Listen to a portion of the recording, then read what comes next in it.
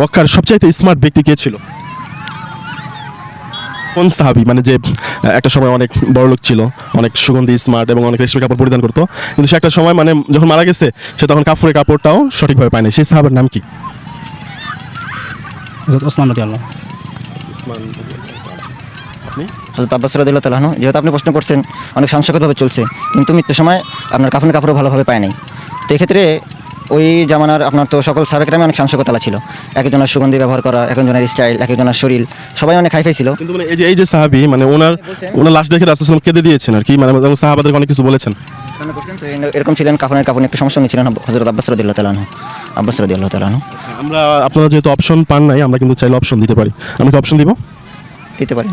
হযরত হানজালা রাদিয়াল্লাহু তাআলা আনহু, মুসআব ইবনে উমাইর রাদিয়াল্লাহু তাআলা আনহু এবং হযরত আব্বাস রাদিয়াল্লাহু তাআলা আনহু। হযরত আব্বাস রাদিয়াল্লাহু তাআলা আনহু। আব্বাস রাদিয়াল্লাহু। আসলে আপনারা যে উত্তর